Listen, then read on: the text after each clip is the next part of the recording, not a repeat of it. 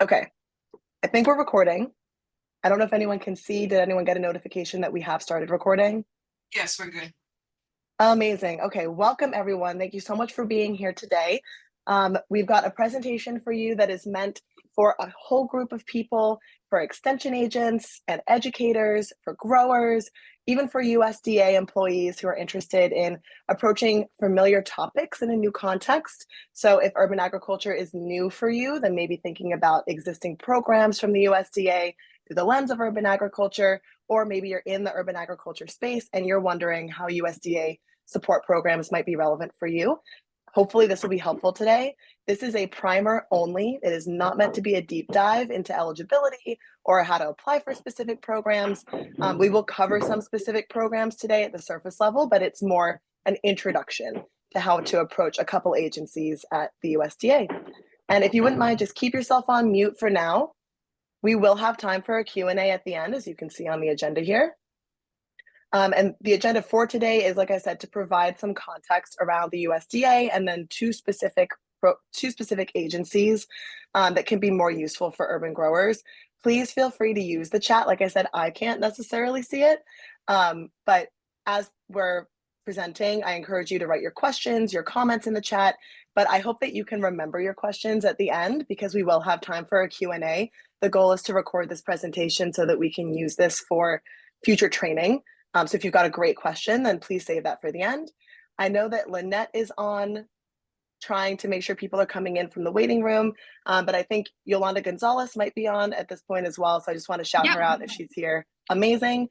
Who's just helping. She's from Cornell Cooperative Extension with me, and she's doing me a huge favor by keeping an eye on the chat and the waiting room. So if you have any technical difficulties, please message her. And before someone asks, this is the most popular chat question. We will be sharing these slides with all of the registered participants after the call with the recording. So you'll have it all.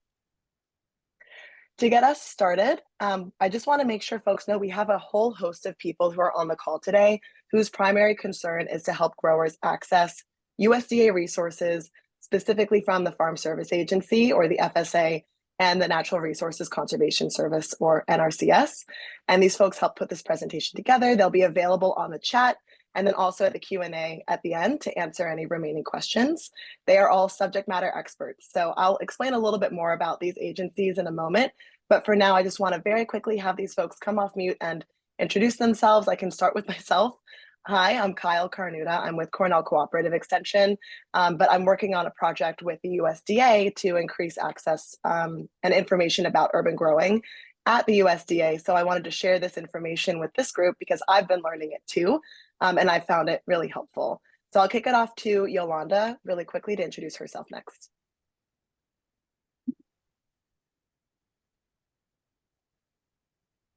Hi, everyone. Can you hear me? Yes. Yeah. Okay, great. I'll put on my video. Hi, everyone. My name is Yolanda Gonzalez. I'm with Cornell Cooperative Extension. I'm based in New York City, and I work with commercial urban growers on technical assistance and educational programming. Amazing. Thank you, Yolanda. Yeah, no problem. Yeah, and I'll kick it to Miriam now. Hi, everyone. I'm with the Farm Service Agency. I was hired last year to establish a Farm Service Agency service center in New York City. I'm very happy to be here, and I will pass the mic to Lynette, my colleague. Hey everyone, I'm Lynette Wright. I'm the Public Affairs and Outreach Specialist for USDA Farm Service Agency in New York, as well as the Beginning Farmer Coordinator for USDA in New York. And I'm happy to be here. We're so happy to have you. I'll pass it off to Liz next. Hi, good afternoon all. I'm Liz Camps, the risk conservationist for NRCS. I cover Suffolk, Nassau, and New York City. And what my office does is conservation planning to improve the land in urban and rural areas. And I'll pass it to Lana.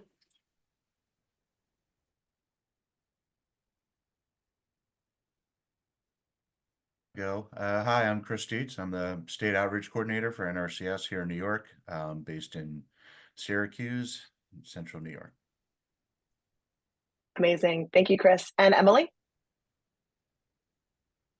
Hi, good afternoon, everyone. I'm Emily Fusco, Conservation Program Specialist with NRCS New York State Office. And one of my main roles at NRCS is the Conservation Innovation Grants Program Manager. And you'll be learning more about that later on in this meeting. Thanks. Amazing. And I don't know if Elena is still on, but if she wanted to give an intro, I'll create space for that. But if not, that's also fine. She was amazing and helped us a lot with the creation of these slides. So very grateful for everybody here. Great, thanks. Her phone is not working, sorry. Oh, She's trying. no worries, no worries. So great, love that we have the intro. So these are all incredible folks who, like I said, will be on the call at the end as well to answer any questions that y'all have. And also this is their job. So you can also, when you have these slides, you'll have their email addresses and you can just reach out and start working as well, which is really great. So first, let's get started, I guess. And we'll start with some background on why we developed this primer. Why is this presentation different from some of the other resources that exist? And it really all started with the USDA, which is the United States Department of Agriculture, creating some opportunities to expand access to programs to urban areas. The department has a budget, just for context, of hundreds of billions of dollars annually to support food production, trade, and distribution. And the USDA provides significant financial and technical support to agriculture industries of all kind, but especially commodity trade crops. And the USDA's support for urban growing has been limited historically, but that is beginning to change. So we're here to talk about some of the programs that the USDA has to offer for urban growers. But before we can do that, I do want to provide some context that can help to organize our expectations around the USDA and its support for urban ag. The USDA is part of the executive branch of the US federal government. I know that seems pretty basic, but it is important to realize because as such, it receives its authorization and funding from Congress and has to operate within the guardrails of that authorization and funding. So that means that the USDA and the agencies that are within the USDA, like the Farm Service Agency and Natural Resources Conservation Service, can only do what Congress tells them they can do in law. So that means, for example, that the USDA might be limited in their ability to administer certain programs because Congress didn't include language about specific practices like hydroponics, for example. And those guardrails can't be changed until Congress passes new laws. That legislation typically comes in the form of the Farm Bill, which is the unofficial name given to a package of agriculture legislation that's revisited about every 5 years or so. That relationship between the USDA and Congress partially explains why the USDA hasn't provided so much support for urban ag in the past, and also why it takes so long to see significant changes at the USDA. I know it can be a bit frustrating sometimes, so I just wanted to set the stage there. We won't discuss the Farm Bill in detail in today's session, but I did want to note that the current Farm Bill is up for reauthorization. Negotiations are happening right now. So if you want to see continued support or increased support for urban ag from the USDA, now would be a perfect time to get involved with some grassroots organizations or to lobby your congressional representation. And I can leave y'all to it in the chat if you know of any of those organizations and connect each other to those. So that's some background. But as I hinted, the great news is that the USDA has been investing more and more in urban agriculture in recent years. And the time is ripe, like really right now, for urban growers to start working with the department if they haven't already. The first significant resource came out in 2016. That was the Urban Agriculture Toolkit, which provided a single hub, including over 70 resources like existing USDA programs that urban growers might be eligible for. And a more updated kind of version of that resource is this Urban Agriculture Programs at a Glance. And these things can be found with a quick online search. And I really recommend using them because there are links directly to many more programs than we're going to discuss today.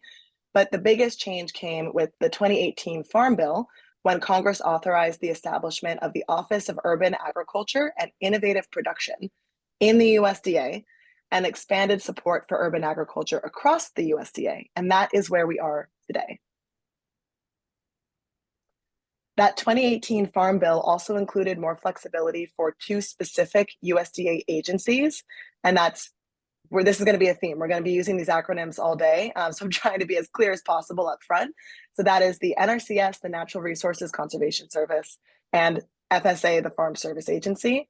So it authorized them to provide more outreach and programming to urban growers.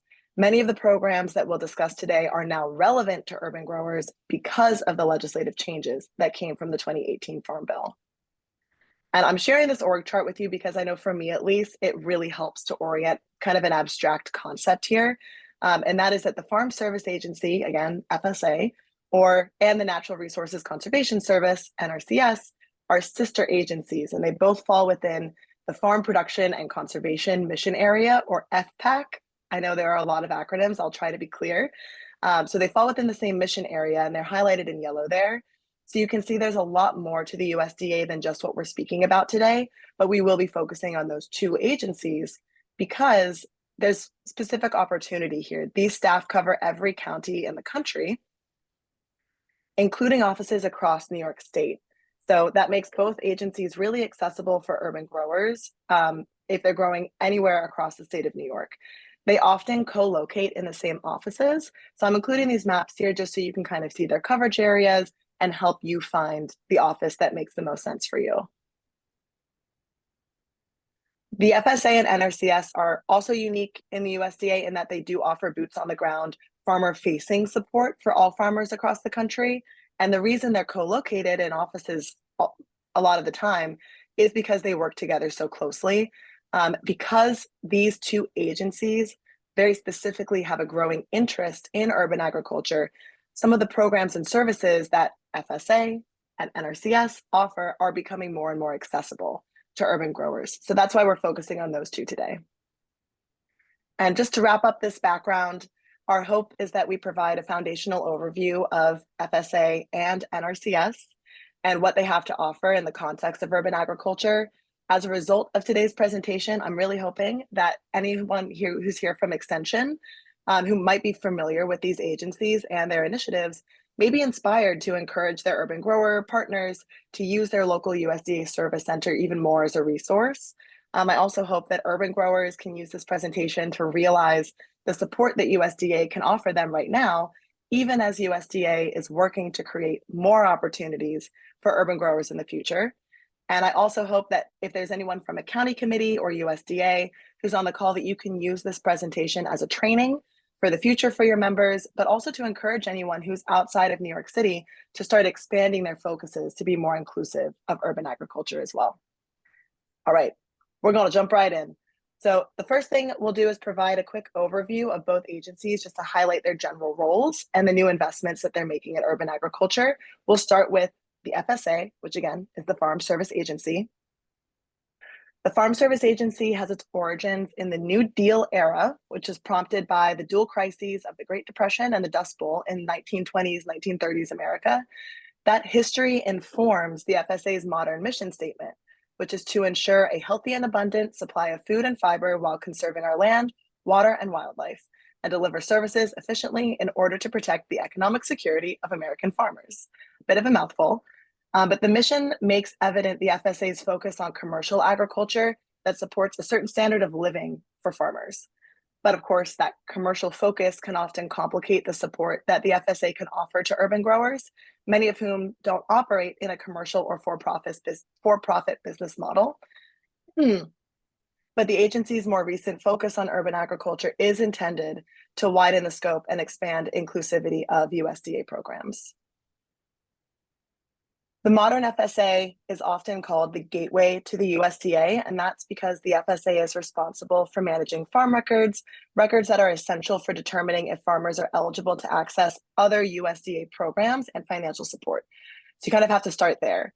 The FSA does administer initiatives of its own, which are called farm programs and farm loans, which we will review.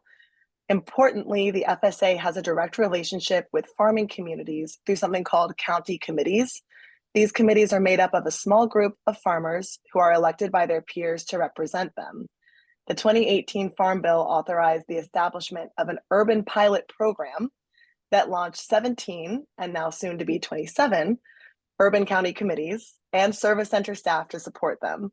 So today we will discuss some of the great work that these committees are doing and these staff are doing to make the FSA more accessible for urban growers. But that's just so you know what they are and kind of what's new. And then same thing for NRCS. the Natural Resources Conservation Service was also born out of the Dust Bowl disaster. The Dust Bowl highlighted the need for strategic and widespread conservation of topsoil, and therefore there was the USDA Soil Conservation Service that was born. The agency was renamed to reflect the broader mission of natural resource conservation, and the agency's mission today is to deliver conservation solutions so agricultural producers can protect natural resources and feed a growing world. The NRCS specifically includes urban agriculture as one of its contemporary priorities, and many states have convened urban agriculture working groups who are hard at work finding ways to implement NRCS's technical and financial assistance programs in urban areas. The NRCS also hosts that new Office of Urban Agriculture and Innovative Production that was newly formed as part of the 2018 Farm Bill. So that's kind of how these things start tying together. That was a brief overview. Like I said, we're trying to keep things top line. We're trying to keep things relevant to this audience. I will say I'll just take a quick break here to note that, first of all, your grace is appreciated. I'm having a little bit of a sore throat today, so I'm going to be drinking some water. But also, if there's anything related to my presentation that y'all have questions about, like if I'm going too fast, too slow, anything like that, just put it in the chat. And then I've got a direct line to Yolanda over text. So she can get those things to me to make sure that the presentation experience is accessible for everybody. But like I said, for anyone who's newly joined the call, I cannot see the chat right now. Please feel free to keep using it, but also remember your great Q&A questions for the end of the presentation. Okay, we're gonna just keep going here. We'll provide an overview of the most relevant initiatives that are offered by both NRCS and the FSA for urban growers. What I'm about to present is not an exhaustive list of everything that these agencies offer, which means like not even close to everything that the USDA offers, but it is a good place to start. NRCS initiatives might be a little bit more familiar for this group, especially because urban soil conservationists at NRCS may have been working in urban spaces for a little longer than the FSA Urban Pilot has been around. So that's why we're starting here. But I will say a key thing to remember is that growers have to establish a record most of the time, a record with the FSA before they can be eligible for NRCS initiatives. Okay, great.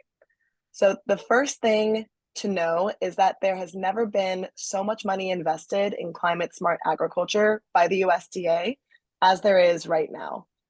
Due to funds from the Inflation Reduction Act, the USDA invested $2.8 billion in 45,000 conservation contracts in 2023. So that's more than in the entire 89-year history of the NRCS. So it's a great time. Now is a great time to get started with NRCS programs. Some funding is specifically held for urban agriculture projects. So urban growers are not always competing with rural growers for funding. So for real, I want to emphasize that now is really a good time to get started with the NRCS. And as far as eligibility, in theory, any kind of urban grower should be eligible for NRCS programs. That includes nonprofits, even non-commercial operations. But I will just make a note here that oftentimes commercial operations or those that are making large-scale formalized food donations are more likely to be awarded support because many NRCS applications are competitive and the competition process can sometimes prioritize scale and impact. But these are things that you can talk with your NRCS counterpart about.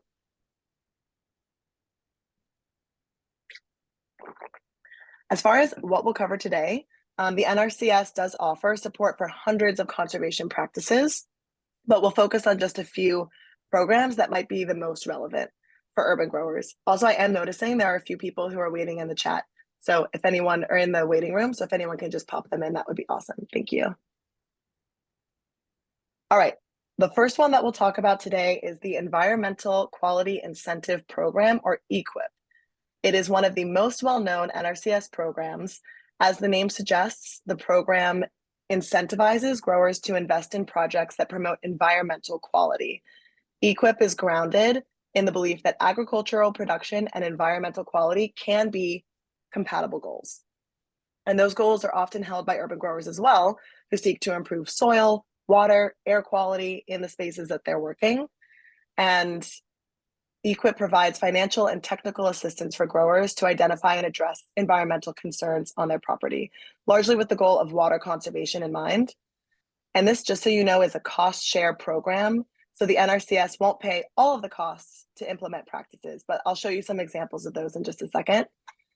The applications are accepted on a rolling basis. FSA and NRCS agents can help with the paperwork. But for EQIP and many other programs, applicant signatures must match across documents. So urban growers with complex land ownership or business models just need to keep that in mind. FSA staff will largely be concerned with ensuring the eligibility of the applicant and making sure that USDA knows who to pay. And then NRCS will be more concerned with eligibility of the land.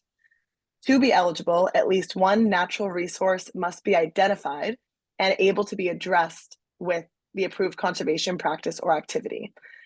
Also, I know we're getting a little technical here, but all land has to comply with highly erodible land and wetland compliance requirements, but growers may obtain exceptions for non-commercial production under 2 acres. That's often, I'm letting y'all know just so you're familiar with the terms, but it's often not relevant in urban areas where growing doesn't occur near wetlands or maybe happens in raised beds where there isn't that risk of soil erosion. But I, again, just want to emphasize that you can talk to your NRCS contact to help navigate those requirements. Payout, which is the most important part, the payout for EQIP can be significant, equaling 90% of the cost of the practice for beginning or historically underserved growers, and many urban growers fit that description. I will talk about that a little bit later as well. These growers may also receive 50% of their payment upfront rather than as a reimbursement, so that hopefully can make things a little bit easier to purchase, like high tunnels, cover crops, irrigation equipment. These are the kinds of things that are covered under EQIP.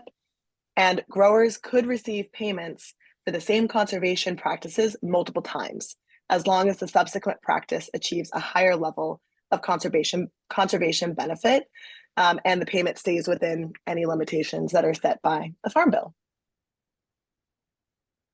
I've listed some of the common examples of EQIP projects here. High tunnels are one of the most beloved examples, even on small urban plots, so long as the local zoning laws permit the structures. We have an example here from Karen Washington and the growers at Garden of Happiness, and they paved the way for urban growers by securing a high tunnel over 5 years ago in the Bronx. The tunnel can be used to reduce irrigation stress and degraded plant conditions in hot summer months. After a grower establishes records with the FSA office and completes their forms, the NRCS staff will confirm and identify the conservation opportunities on the land, and then NRCS staff will use a state-specific tool to rank the applications against others whenever their batching dates are occurring. So keep your eyes on their websites, or just keep in touch with your office to make sure you know when those dates are happening. Some other things for growers to note here, which are pretty exciting. There's no minimum agricultural income requirement or agricultural product value requirement when determining land or producer eligibility. So growers who don't sell, market, or distribute their products may still be eligible for EQIP. And that's great news for urban growers who may operate on a donation-based model. The size and location of production are also irrelevant for program eligibility. So a backyard grower, again, in theory, for example, could be eligible for NRCS programs. Agricultural production for this project or this program is defined as the use of cultivated plants or animals to produce products for sustaining or enhancing human life. The only requirement is that the land is in production at the time of application. So community agriculture, for example, may also be eligible here. Also, growers do not need to submit production records or yield data because there's no minimum production duration requirement here. NRCS may certify that ag land is currently in production by some kind of visual assessment. But I also want to just be clear that eligibility does not mean you're guaranteed to win an EQIP contract. It all really depends on how many producers and what types of producers are applying during that batching period. Whew, EQIP is a big one, but it gets a little bit easier from here. CSP is the Conservation Stewardship Program. The goal of EQIP was water quality, and then the goal of CSP is more emphasizing soil quality above and beyond the levels of conservation that are achieved through EQIP. So oftentimes you might start with EQIP and then move on to CSP. Applications can be submitted on a rolling basis, but batching deadlines happen at specific times throughout the year. Those batching periods are not necessarily annual. So again, stay plugged into your service center, enroll for their newsletters, check the NRCS website for updates and deadlines. I will also call out that the most recent deadline was just announced for April 19th. So I think that's in 4 days. If that's something that you're working on, just be aware that there's a deadline coming up. I'll also say that CSP is a 5-year program and it pays annually. It's not pay as you go like EQIP is. That's a big difference. There's a minimum annual payment also for CSP, and that's $4,000. So the minimum incentive that you could win per contract is $20,000. There's also a maximum, $200,000. But after 5 years, the producer can open another 5-year contract as long as they're enhancing their conservation efforts incrementally. And as with EQIP, FSA is the first stop. So again, Farm Service Agency, FSA is the first stop for determining eligibility for this initiative. Once the FSA determines that an applicant is eligible, then NRCS determines if the land is eligible. This is a bit of a theme, meaning that the land is in production and there's a legitimate resource concern that exists that this initiative, CSP, can remedy. Because CSP is a 5-year program, producers who lease land on, let's say, a year-by-year basis might not be eligible for these projects. But again, I would encourage you to speak with your local NRCS contact to see what they can do to support you. All right, some examples. Let's illustrate this. An application process, let's say for a pollinator habitat, might go something like this. An urban grower, let's say, is interested in establishing a pollinator habitat and food resources. Maybe they already have been growing some pollinator-friendly flowers around their operation, but they want to expand a wildflower border. They would contact their FSA office, establish eligibility, they'll complete their forms, and any basic farm record documents. The NRCS would then determine if the producer already meets or exceeds an adequate level of conservation criteria, which they would say would be meeting a stewardship threshold. Just like with EQIP, NRCS would then rank the application for CSP against other similarly eligible applications in the same ranking pool, with the highest scoring applications receiving their contract offers first. If you are not on mute, if you wouldn't mind, please muting yourself. Or if someone else could mute them for me, that would be great. Thank you. And then if their plan is accepted, you would receive, again, at least $4,000 a year to maintain that pollinator habitat. As another example, again, just for the sake of illustration, maybe an urban grower has been planting cover crops over their rows and raised beds, but they want to enhance their practices. They could be eligible for CSP payments by, sorry, I'm just going to pause for 1 second. Lynette, would you mind making Yolanda a co-host as well? I think you're able to, and just let me know if you have any issues with that. Thank you. So just to back up for another example, let's say an urban grower is planting cover crops, but they want to enhance their practices. They could be eligible for CSP payments by planting multi-species cover crops or deep-rooted cover crops. That would be the enhancement. And in both examples, I just want to be clear that you can see these are not beginning growers. They might be beginning in that they've only been farming for less than 10 years, but applicants must already be growing and practicing conservation strategies to be eligible for CSP. Great. Hey, Kyle. The next, yeah. Sorry to interrupt. I don't see a way for me to do that. Okay. Sorry, folks. I'm going to pause for 1 second just to make sure that you have the support that you need. Give me 1 moment. Kyle, make me a co-host as well, if you can, just to make sure in case anything gets lost here. Who is that? That's Vicky. Okay, great. 1 moment. Okay, cool. I think we have all of our co-host privileges assigned. Good to go? Thank you. You're Mhm. good. Amazing. Amazing. Great. Let's move on then. The next initiative I want to talk about is Conservation Innovation Grants, CIG. I think it's such a fun name as well. I love this one, which support the development of new approaches to further natural resource conservation on private lands. The emphasis of CIG is to create new tools. It's not funding for research projects necessarily, more the application of new technologies. CIG requires match funding, and that match can be in kind, for example, with equipment, but also nonprofits could use their own investments as a self-match. just to call out, you do have to apply on grants.gov, and you'll need a UEI on sam.gov, which means you do have to be registered in sam.gov, and you have to do that registration annually. Again, I know we're getting a little technical here, but that would be a really great question either to ask in the Q&A about how to get that process started, or also when you meet with the folks at your service center. That's exactly the kind of thing that they can help you with. This program, CIG, is related to EQIP, that first project that we talked about. So farmers must be currently eligible to receive EQIP funding to be eligible for CIG. They don't necessarily need to have an EQIP contract, just in general be eligible for one. And growers can partner with extension researchers, for example, on these types of projects, which is one of the reasons I wanted to highlight this initiative, because we have a mix of extension folks and growers on this call. So this is just one example that illustrates that. Cornell Cooperative Extension's vegetable program partnered with farmers from around New York to test an innovative method of winter cover cropping under high tunnels to achieve research conservation goals and reduce the application of pesticides. Cornell currently also has another CIG program that's in place testing best management practices for high organic matter soils in urban and rural vegetable production. And that project also highlights cover cropping. So there are a lot of opportunities here. If you're a grower, I'd say partner with your local service center for FSA and NRCS, but also talk to your extension folks as well.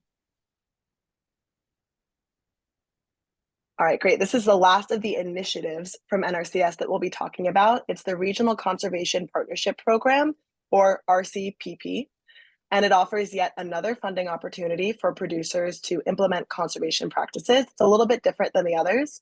The idea here is to incentivize joint efforts to maximize available expertise. So for example, RCPP might fund a project that is initiated by a coalition of a conservation organization and a local government agency. NRCS in this case would act as an additional partner and contribute technical and financial assistance, not as a grant, but again, as one of the partners on this project. And then that project would be meant to encourage farmers, let's say, to participate in existing NRCS initiatives. And again, some examples just to illustrate that. Sustainable Chesapeake, which is a nonprofit in Maryland, was awarded $1.2 million, I think this was last year, to offer more funding to local farmers to practice resource conservation techniques through NRCS programs.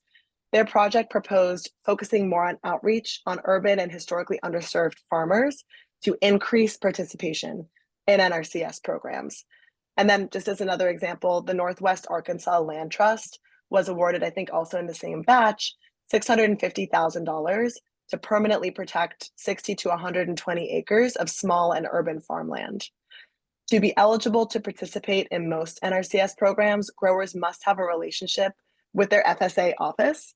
Both CSP and EQIP require that growers obtain a farm number and establish necessary records with FSA, but RCPP is the exception. It's unique in this way, as many of the eligible entities don't actually farm. Like a nonprofit that doesn't necessarily farm, Sustainable Chesapeake, is eligible. So they don't have to have farm records with the FSA.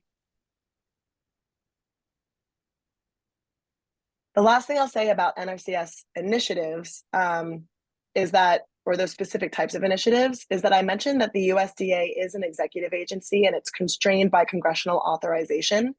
The NRCS and FSA, again, are required to do what the law tells them, and only what the law tells them, only what the law allows.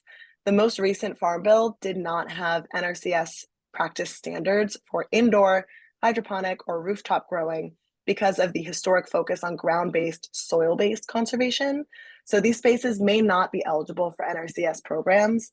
I will say that these are the types, service for these types of operations would require a Farm Bill change, but the NRCS folks in New York, I know, are working on solutions for this. So I don't know, Liz, if you wanted to jump in here and just like offer us some wisdom about what's going down.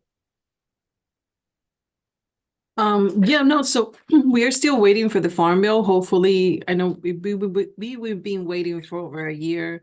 So hopefully it's going to come out soon and that will give us more information. But for now, we can't say that we're going to have these practices. But I know headquarters is aware of it. They are aware of the needs.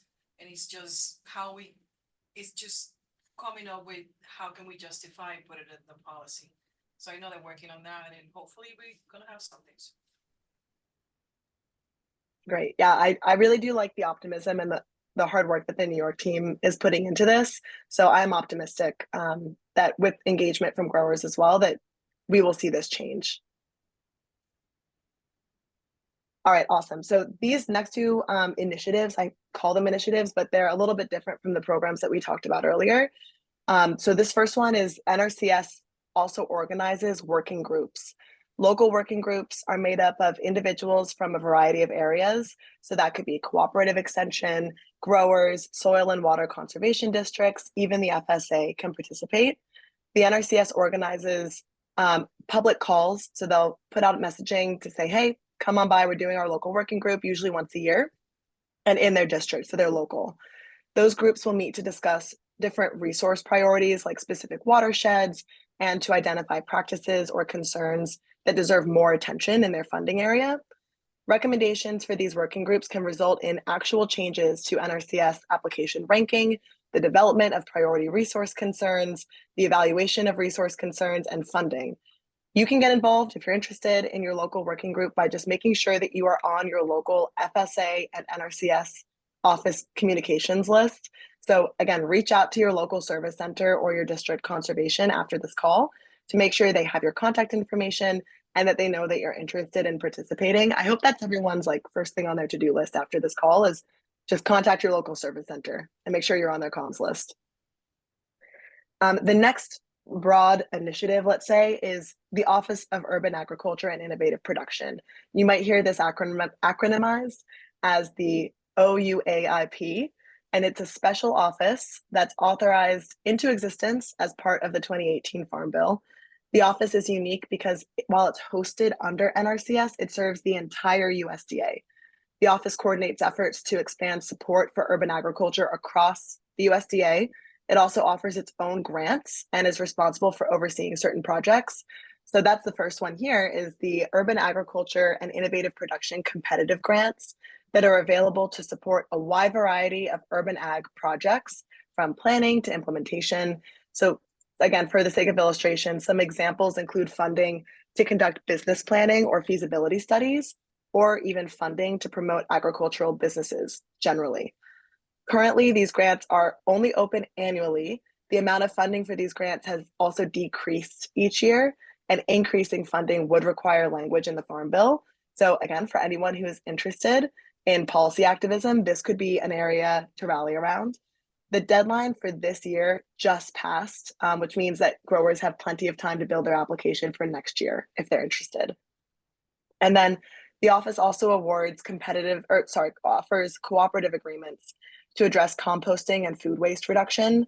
Preference is given to projects that increase access to compost for ag producers, that improve soil quality and encourage innovative, scalable waste management plans that reduce and divert food waste from landfills.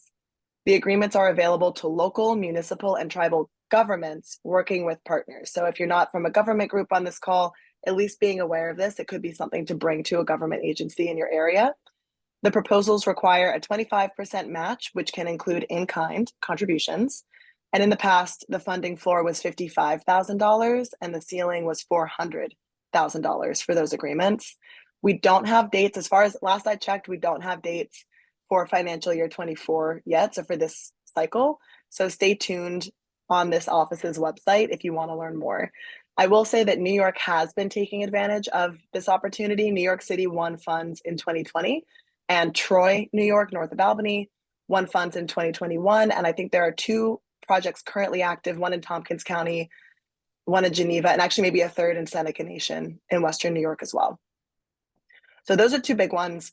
I will also just clarify, the office does a lot of other work. They oversee a federal advisory committee for urban ag and innovative production, and that committee has been convened since 2022. There are 12 members that rotate through. Kiana Mickey, who is the head of the mayor's office of urban agriculture in New York City, was recently appointed. So we've got lots of New York representation as well. The committee was authorized to advise the Secretary of Agriculture directly on the development of policies and outreach relating to urban, indoor, and other emerging agricultural production practices.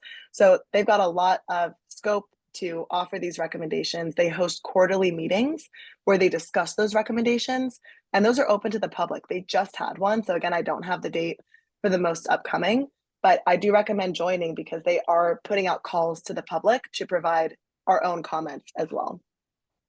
Two more things. The office administers the People's Garden Initiative, which started in 2009. The goal was to celebrate gardening, educate the public, create a network of community gardeners to support each other. A call out here is that the gardens must apply for the distinction only if they're eligible. They are only eligible if they use sustainable practices and offer educational programming in their community. Selection would earn you a garden sign, access to a network of growings through a specific webinar series, and could also unlock state-specific funding at the discretion of local administrators. And then the last thing here is just something to keep your eye on. The office manages the Urban Growers website as part of farmers.gov, which has a lot of resources. So I really recommend checking this out, many of which link to other USDA programs and services that could be relevant for urban growers. So the NRCS has a lot going on, and I hope that this helps just open your eyes to some of what's available or maybe existing programs that you know about, but maybe haven't thought about applying in an urban agricultural context. Now let's switch gears and start talking about the FSA initiatives that are available to you.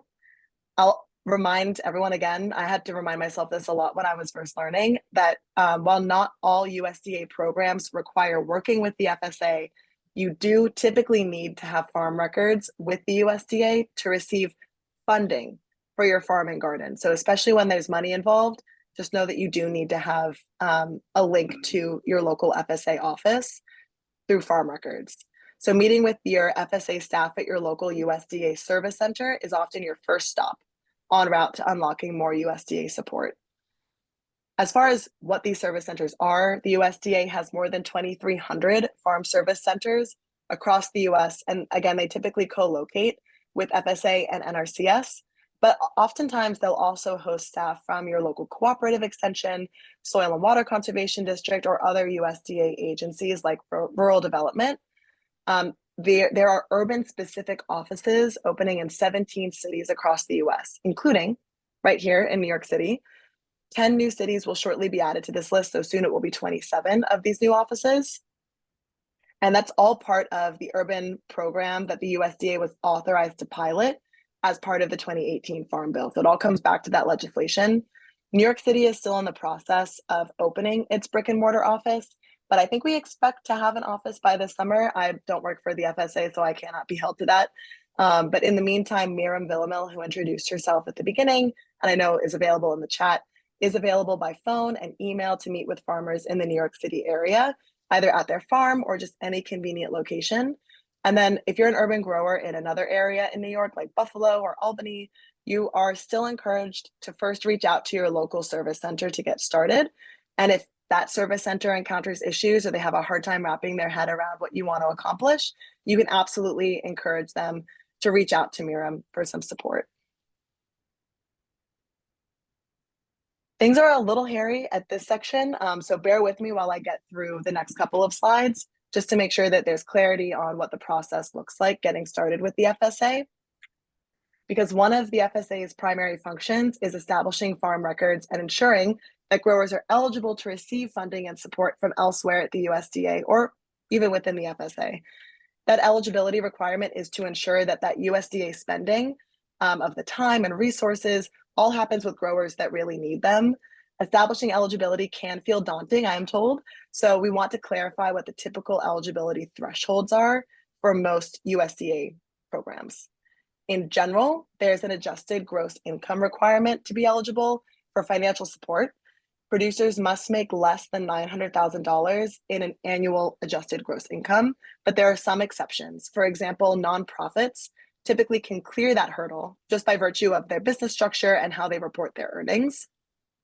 There's also no minimum acreage requirement.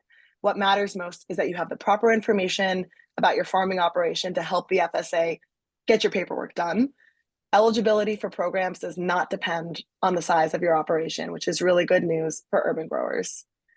Paperwork is simplest if the producer owns their land, but that's not relevant for a lot of people growing in the city. So just know that ownership is not necessary. If a producer is renting or leasing the land, the FSA agents do have solutions to get the information and permissions that you need, like just getting an email from your landlord. There are also no requirements for the amount of time a producer has been farming, that they are even selling a product, or that the land has been historically farmed in order for a producer to obtain at least that first step, that farm number. But as I've kind of hinted at with the NRCS section, there are some additional eligibility requirements for some farm loans and NRCS programs. And I will discuss farm loans in a moment, but as far as just getting your farm number, getting that record established, it should be pretty straightforward.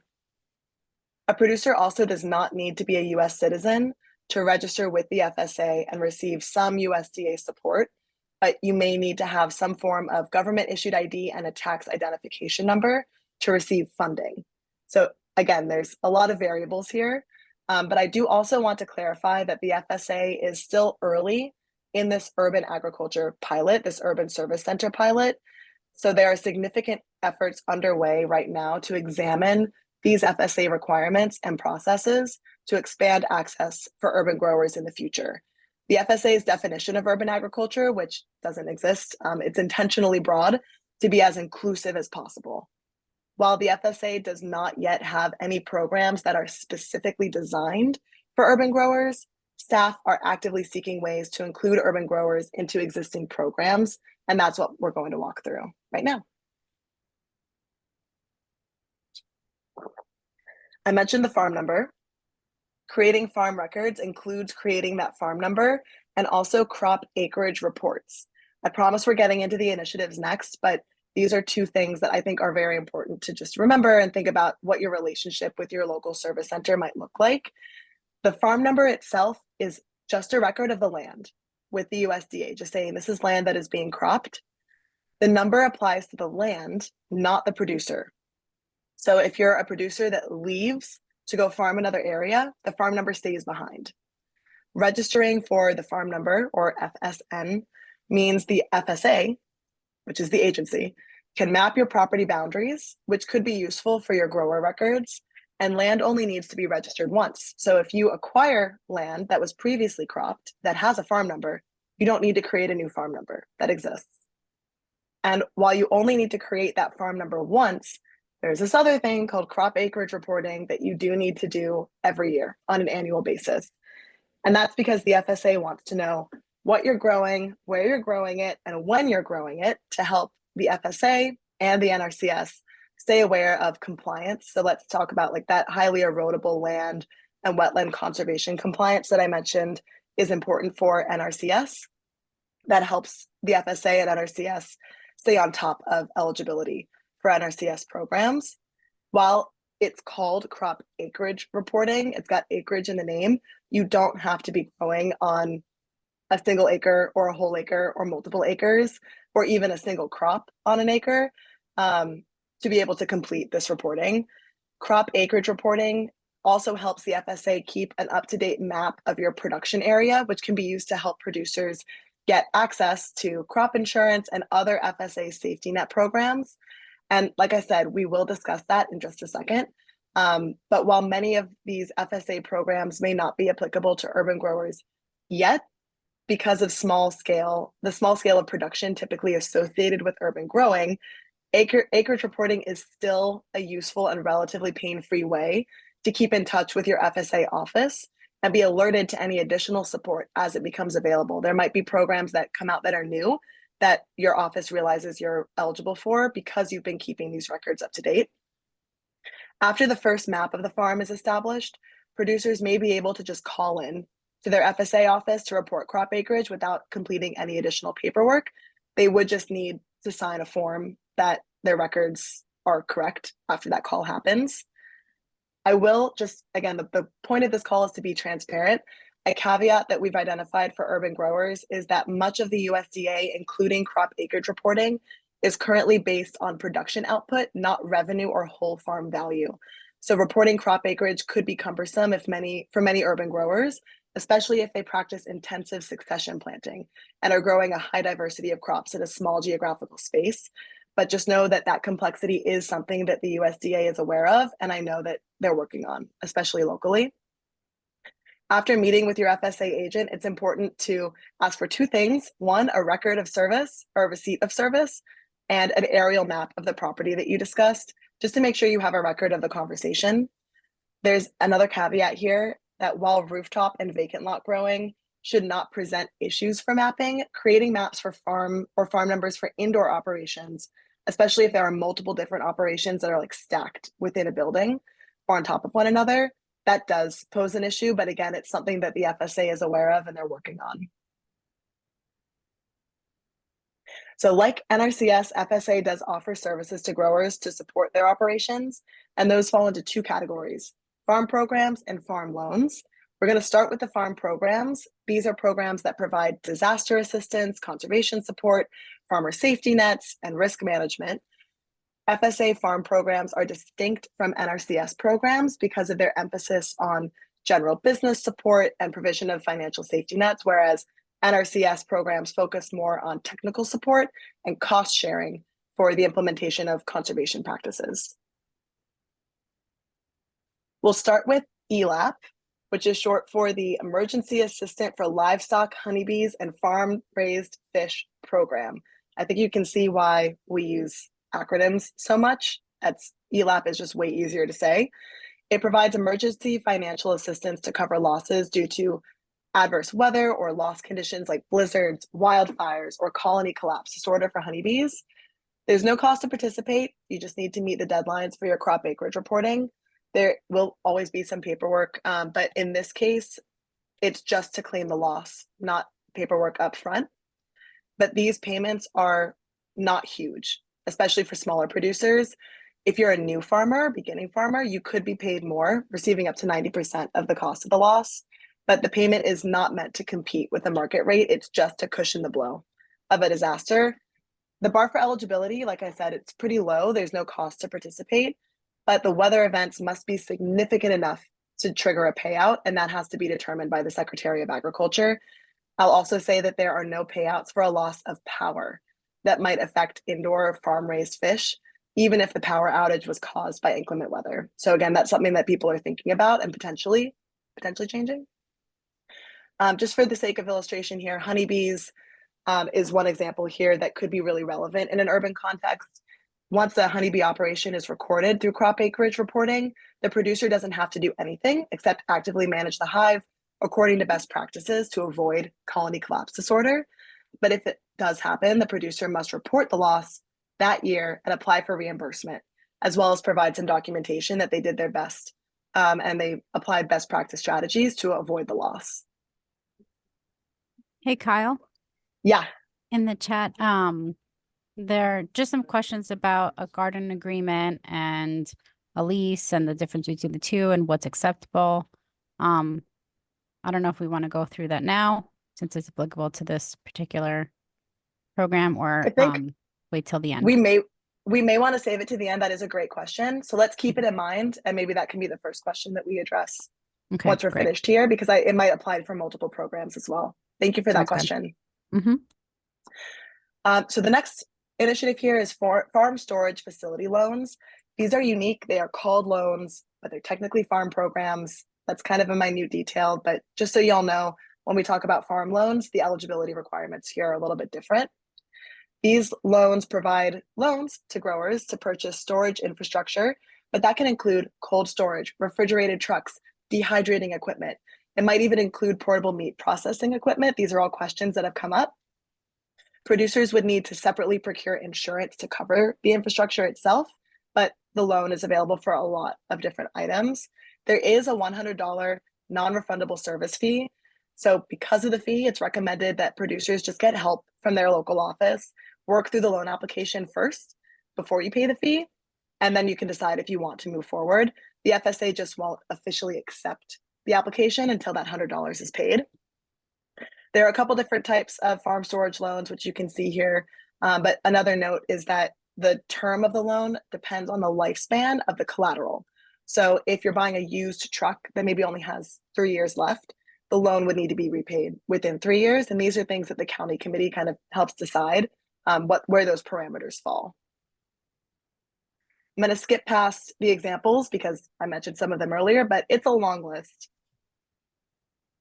The next initiative is the Organic Certification Cost Share Program. This reimburses 75%, up to 75% of the certification, up to $750. There's no application costs, but of course it's a reimbursement. So you're paying for the cost of the certification first. The reimbursement also could potentially take a while, depending on how many people are applying. The funds are also limited. So applications are paid on a first come, first served basis. But I'll also say you don't need a farm number. You don't even need to be a permanent resident for this reimbursement. It's a really unique program. This is the last of the traditional longstanding FSA initiatives that I'll talk about. It's called NAP, or the Non-Insured Crop Assistance Program. We actually think this might be the least relevant of some of these FSA farm programs for urban growers, but I want to give you an overview because it is popular in more rural areas, and it might be something that urban growers ask about. So we just want to clarify why it might not be the most relevant for urban growers. For some background, NAP is the USDA's safety net option for agricultural products that are not covered by conventional crop insurance.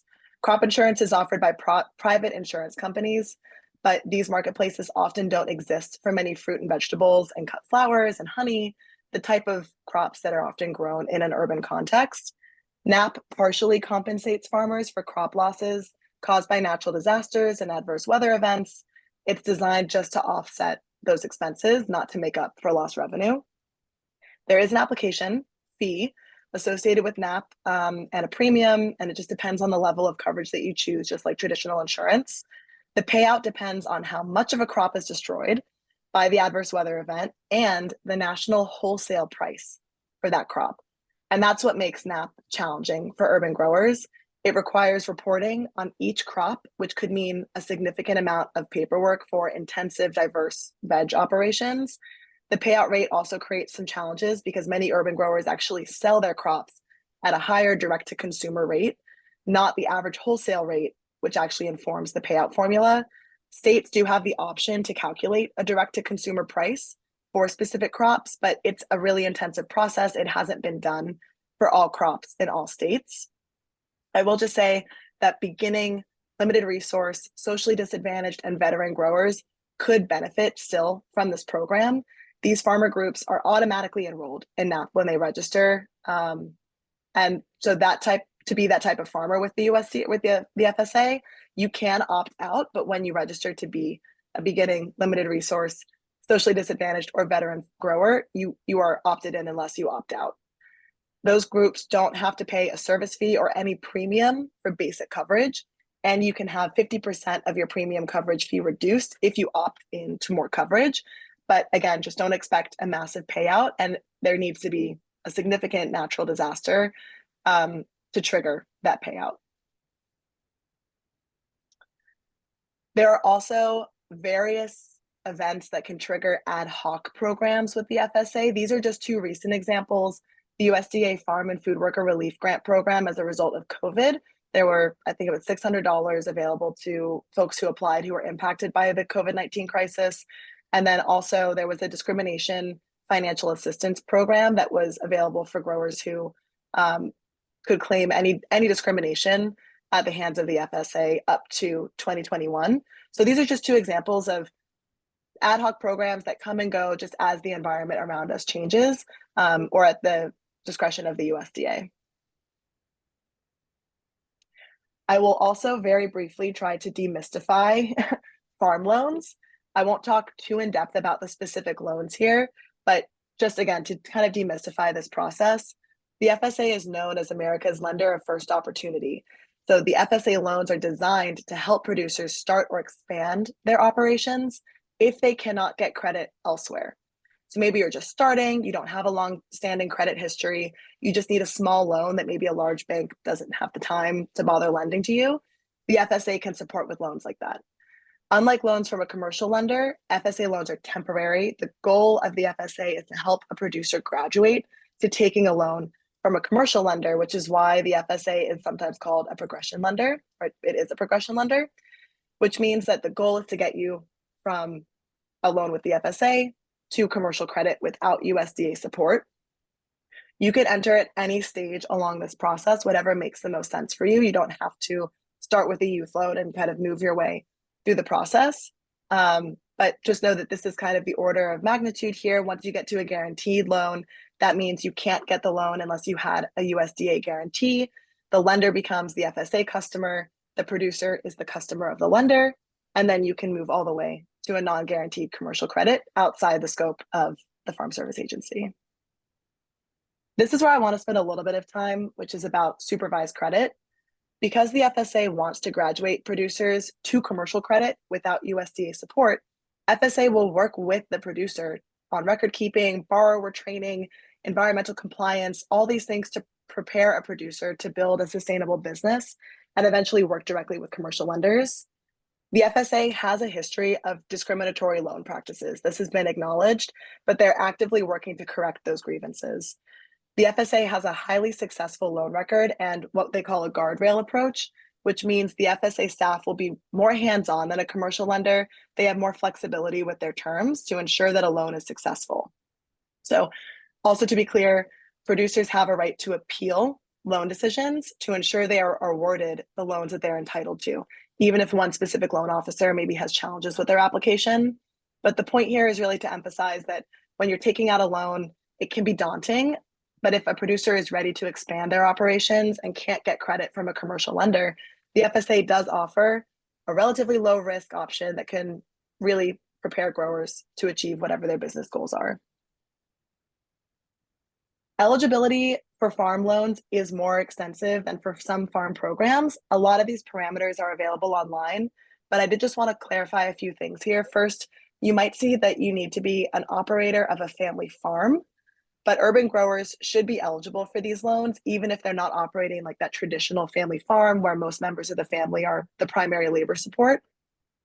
There can also be some issues securing loans for immigrant farmers, many of whom do move to urban areas due to the legal identification requirement, but those folks might still be able to be eligible for other programs and support. So just because you might not be eligible for a loan doesn't mean you shouldn't reach out to FSA to see what else they can offer you. There's also a controlled substance violation issue. It's something that the FSA is actively looking into. It's not a hard no off the bat. Convictions other than those for possession and trafficking have time limitations, after which they shouldn't impact eligibility. But again, just work with your local loan officer on this. I know in New York, it is something that they are really working on. The various kinds of farm loans, I'm just going to go through really quickly just to distinguish and demystify. But as far as the actual like, what are these loans? There's so much more information available for you online.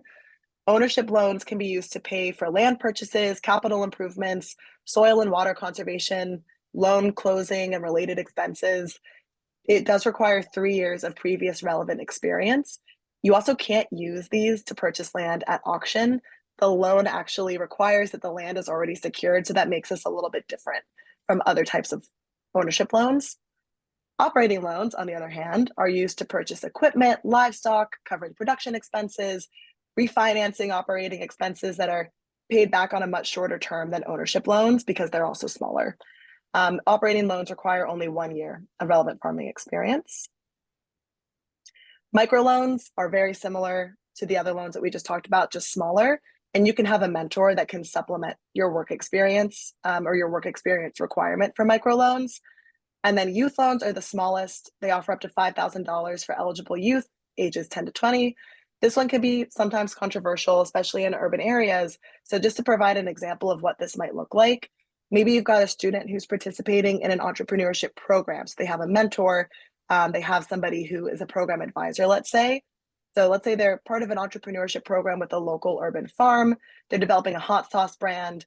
Maybe they'll take out a youth loan for supplies to increase pepper production, and then they would repay the loan with proceeds from their hot sauce sales at a farmer's market. But again, the goal here is as a mechanism to prepare youth for larger loans or business enterprise opportunities in the future. Just to wrap things up on the loan side, there are some other things that you should know. There's a loan assistance tool on farmers.gov. And again, you'll have access to these slides. That provides an interactive step-by-step guide for identifying what direct loan product might be the best fit for your business needs. I will say you'll notice that nonprofits are just not eligible out of the gate if you use this tool. It's something that I know the Urban County pilot staff are aware of. They're looking into this, but it might require updates to the Farm Bill to change. Some other things to know: if you think you might ever want to expand your operation or buy land or make any kind of purchase that will require some credit, even if it's far in the future, start keeping records now. Keep records of your leases, anything you're renting, any products that you're donating or selling, even if it's small. Complete a Schedule F tax document, if you can, which reports farm income and loss. Those are the types of records that the FSA can use in the future to build your credit history and prove your previous relevant experience when you're ready for a loan. The USDA and FSA design loan programs to make lending more accessible to business owners, but again, just the nature of loans requires that applicants be invested enough to make some risks, to take on some risks that are associated with their loans.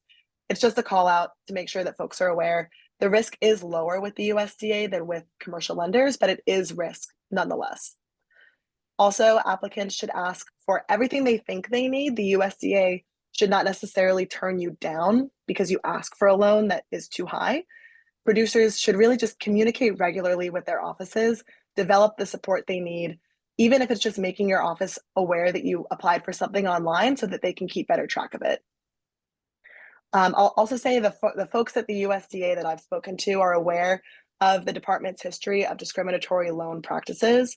I know that the folks here in New York are exploring ways to make their loans more accessible to diverse customers.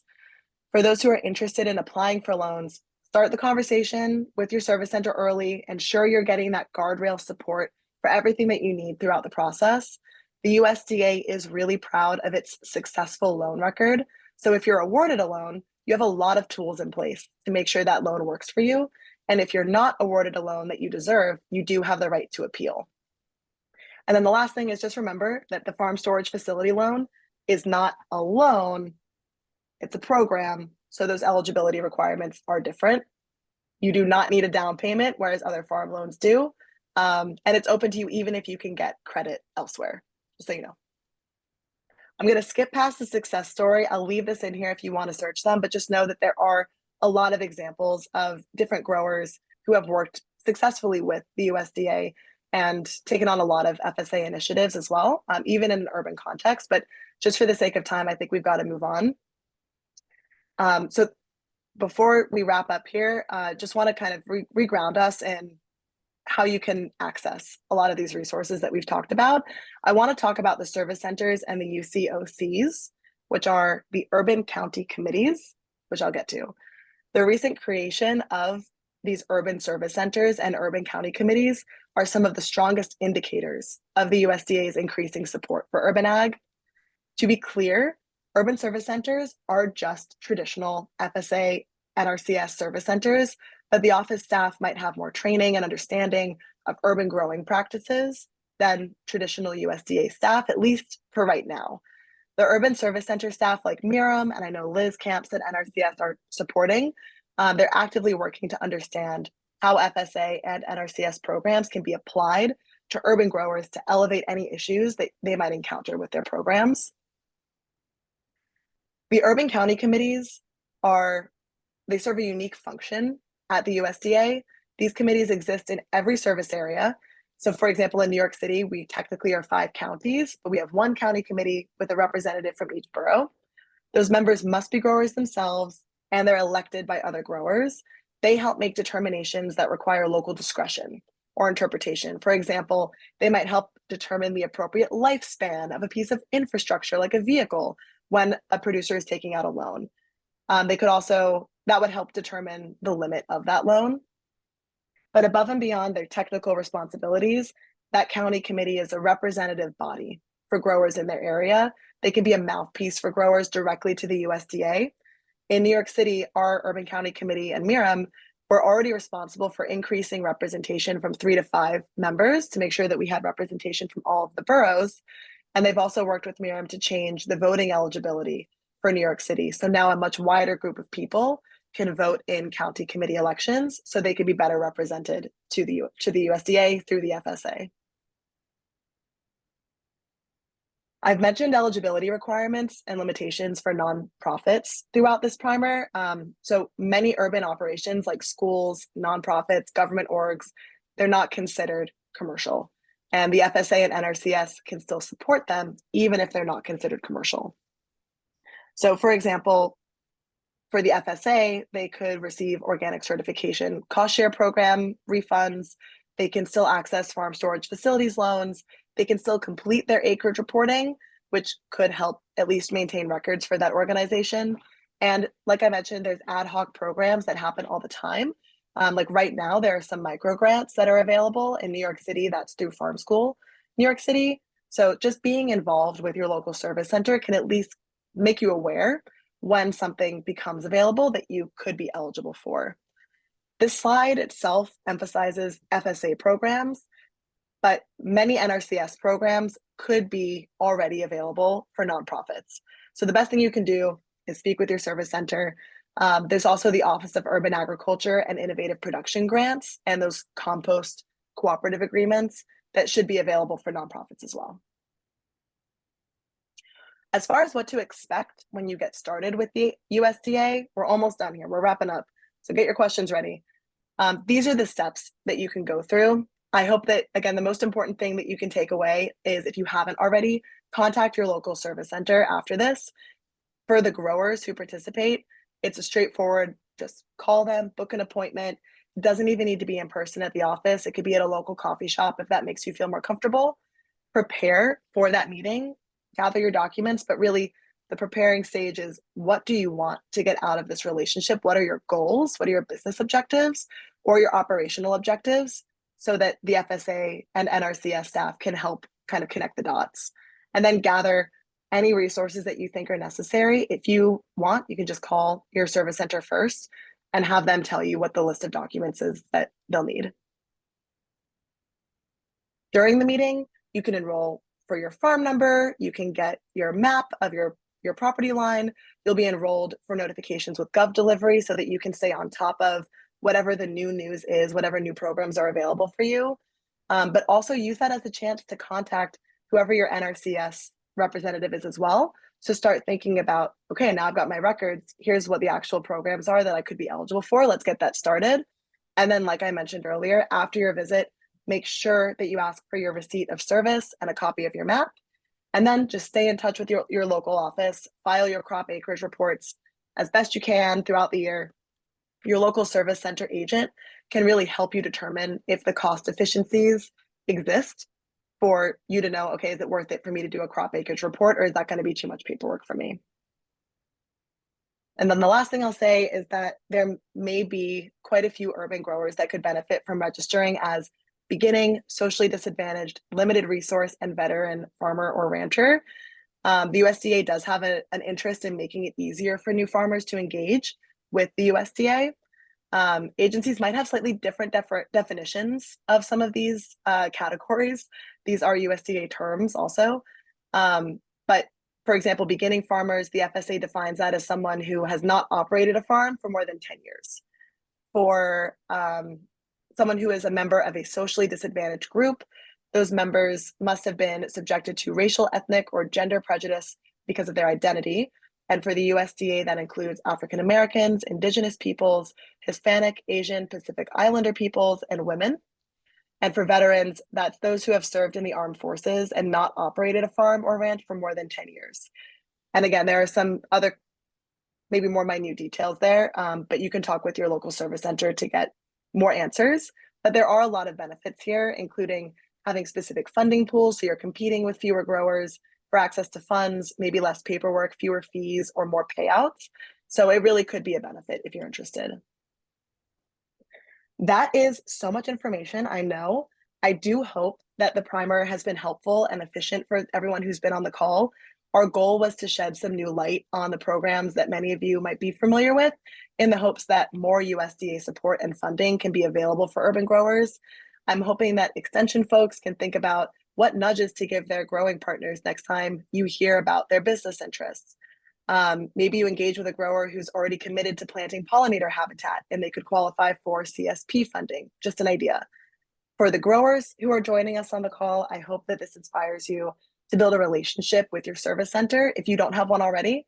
If you need additional support establishing that relationship, I know the people on this call from the USDA are really down to help. So you'll get their contact information after this. And then for anyone from the USDA or a county committee folk who's tuning in, or watching this as part of a training in the future, depending on where you are in your career, I hope this provides either solid training for you or can be offering a growth perspective on how to expand your audience to include more urban growers. We are going to move to a Q&A.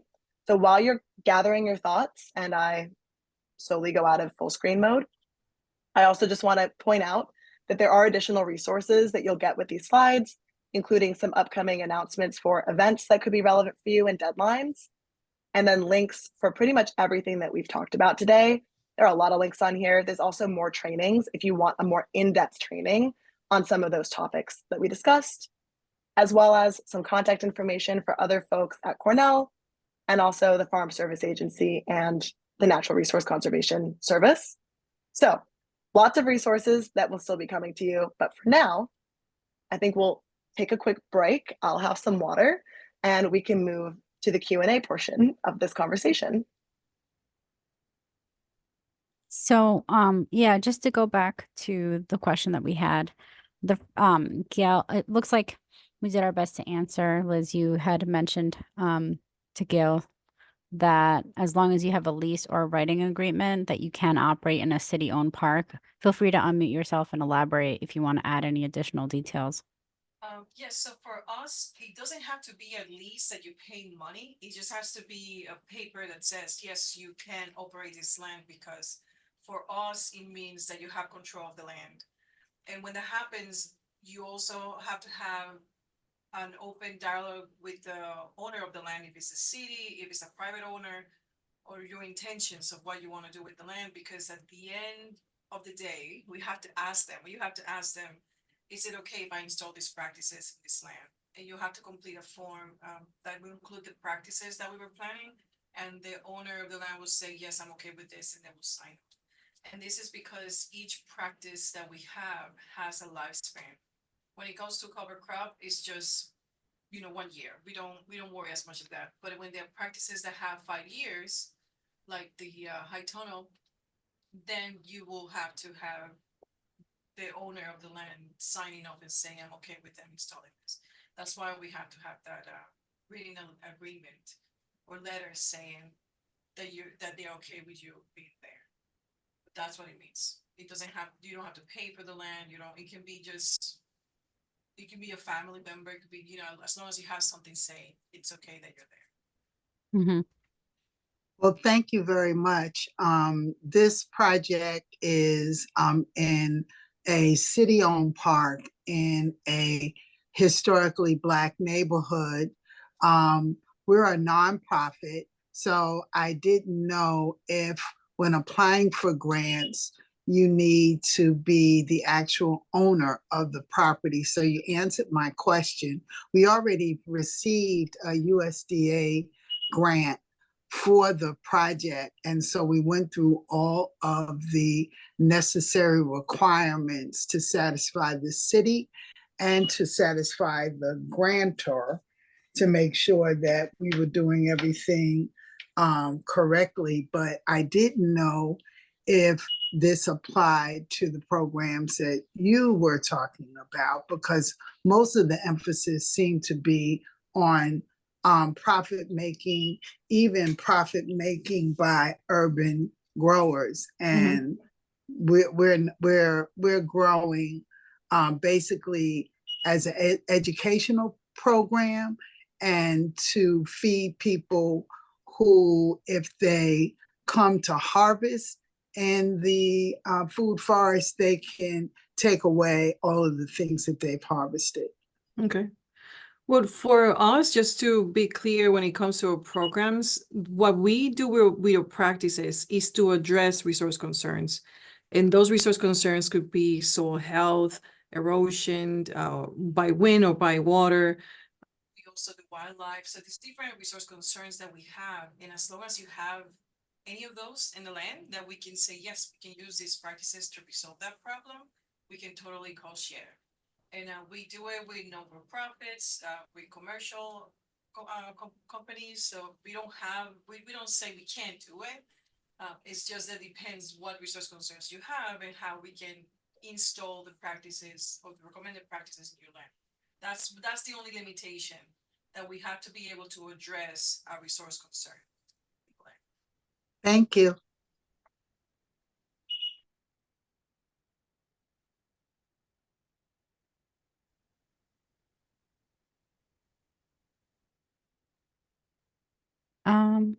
Oh yeah, Daniel Brown had his hand up. Hey, how are you guys? I just want to say thank you so much for this. This was so informational. I had the pleasure of meeting with Liz and Marion prior to this, and they helped me get set up with the Bronx Land Trust, and we got some farm numbers.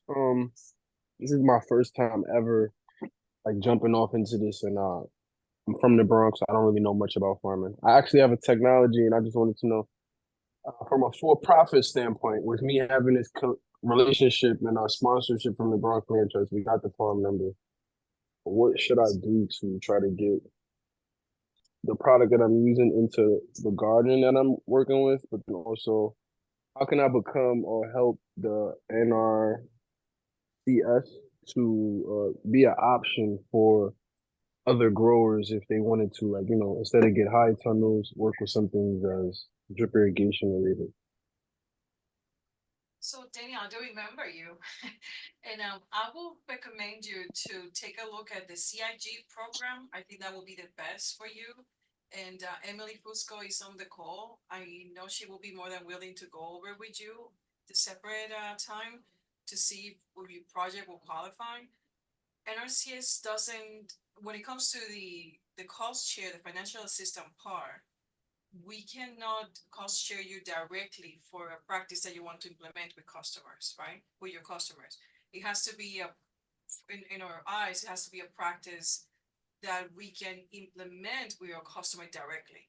So if it's for irrigation, we can use, I think what you do in this irrigation water management and how to provide better water to the plants. So that's something that we could take a look at our cost list and see if we could cost share to the farmer, but we won't be able to do it through you and then the farmer. That's the only issue that I see with that. But CIG will be a good one for you because it's a big project that you can include your customers, your farmers. So if I just want to see if I'm following you. So if I was to want to give farmers technology and they agree to wanting to have it, say I had it for a price, me and you couldn't cost share it for the farmer? The farmer has to apply for programs, and then based off what we have in our practices, we can take a look and see if it's something that can be implemented with the things that you do. If an item that we pay for will include what you offer. But Yeah, my whole thing. Okay, go ahead. I'm sorry. Go ahead. My whole thing would be just to subsidize it to the farmer. Like I don't want the farmers to have to pay. Exactly. Yeah, no, I remember the conversation. We will have to take a look, and you have to take a look at the CIG. And I know Okay, Emily, I'm not sure if she left, but Emily Fusco will be the person to take a look, because for NRCS programs, it's a financial assistance program, so the farmer will always pay a percentage of it in some point. We don't say it's 25-50 or 75-25. We don't know that because it depends how much money the person pays for them. But yeah, but what you're looking for, we won't be able to offer through the regular EQIP program or AMA. Gotcha. Yeah, so hi, I am still here. So if you wanted, my email should be on the slides. If you want to reach out to me, we can look into it and see if it's something that could qualify for CIG. Like Liz said, if it is something that NRCS already does have a conservation practice standard for, and we do pay on that, then it would be more our EQIP, CSP, those regular programs. But if it's something innovative, and you're looking to do research and on-farm trials and demos with multiple farmers, then that is something that could potentially qualify for CIG. So yes, please do reach out to me.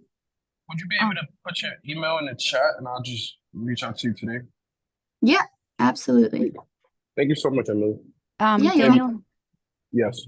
sorry to interrupt. You had a question before about how do we do business to work with MWBE? How can we use a DBE to work with the USDA or MWBE if anything? Was Yeah, that so my company go ahead. is DBE and WMBE certified, and I have a fiscal sponsor from a 501(c)(3), that's the land trust in the Bronx. So I was just trying to, it's a lot of red tape, and I know Miss Liz and Miss Miriam, they've been like, I've been harassing them, and they've been like actually like, racking their brains over what answers to find for me, but it's crazy out here. So I just wanted to know, how can I run through some of this red tape?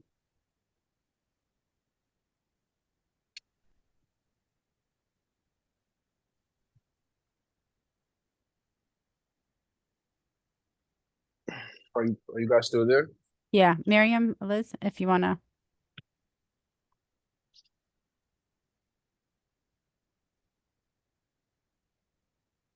But he knows he can always contact me, but Daniel talked to Emily first. And All right, no problem. I and will. then we have to see how we can do that, yeah.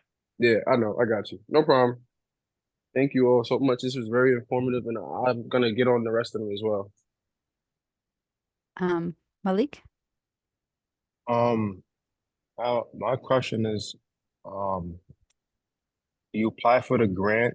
What's the timeline between applying for the grant and receiving the funds?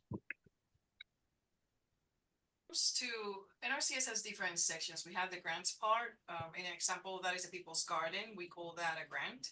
And then we have the financial system part, which is the regular programs that are under EQIP and AMA. I'm explaining that because we don't call them grants. And we have the distinction that you always will receive a 1099 at the end of the year, that you have to pay taxes on that because it counts as an income.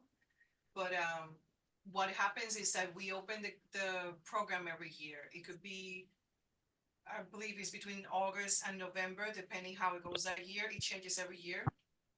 And it takes about 5 months, I would say at the end of the spring, early summer, is when the approvals will come out, and that's when we can create a contract. So it takes a few months to get the money. And what happens is that we have to create, with the practices that we recommended, we create a contract that will have all those practices by year. And let's say you want to do an example, cover crop and irrigation, we will put, okay, cover crop for 2025 and then irrigation for 2026. You can implement them all at once if you want, and we make a payment after we do the review. But we usually put them out in years. But yeah, when it comes to receiving the money, it takes a few months to get there. So you put the application, let's say in November, we do rankings around December and January, and then around late spring, early summer, that's when the contracts come out and we can sign. You're able to install a practice. So we don't give money in advance unless you request advance payments through a different process. Thank you. I'll also say I had a lot of these same questions when I was putting together these slides, and it sometimes depends on what exactly you are applying for. So the number one thing that I have learned is have a good relationship with your local service center. We are blessed in New York with like some really great people. And depending on what it is you're applying for, they might be able to give you a more specific answer about how long things will take. We also learned that some of the delays can happen on the front end with paperwork. So just giving your service center a call in advance and saying, what exactly are the documents that I need? What are alternatives to those documents if I don't have them? If you have that up front, then it might expedite that process. Is that fair, USDA people? Yeah. Okay. Malik, in particular, it depends the scenario, what we're dealing with. It's like Kyle said, we work with that and say, let's see if we can make it happen. Sometimes, depending the customer and the structure of the business or your personal side, we might not be able to apply that first year, but we can do it for the next year. But working with us, we're allowed to know that and figure it out how you can proceed. Well, I'm based out of Western New York. So who is the service provider or service center? Is it like Buffalo, to Niagara Falls? Is it another location in Western New York? Yeah, we have offices everywhere in the state. Let me put in the chat the locator because we do have, Kyle, you put it there, but let me put the locator link and that way you can find who is the person in your area. All right. Seconds, I'll put it there. Amanda.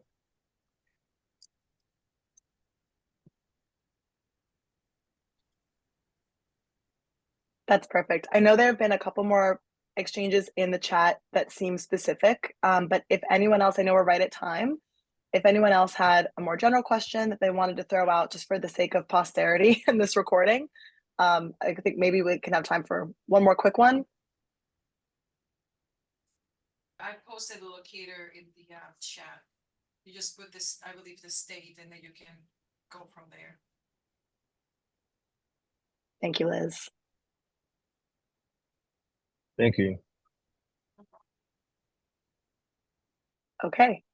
If there are no more questions, just remember all these slides are coming to you. There are so many more links there as well. And my number one piece of advice would be if you're curious about working with the USDA and getting access to some of these resources, call your local service center. It might be Miriam, you might talk to Liz, there might be some familiar faces on this call. And I have a lot of confidence that the New York team will help you get where you need to go. And if you're with the extension side, then I also hope that this is an encouraging moment. If you were looking for a sign to start partnering with your local service center, this is it. And for anyone who's watching this in the future as a training, I hope that this is helpful for you. And I hope some of us are still around to help you when you're watching it. So thanks everybody for joining. And I just also want to shout out the amazing USDA staff for making this happen because I learned a lot. So thank you all. Thank you, Kyle. Yes, thank you, Kyle. Thank you. Thank you. Thank you very much.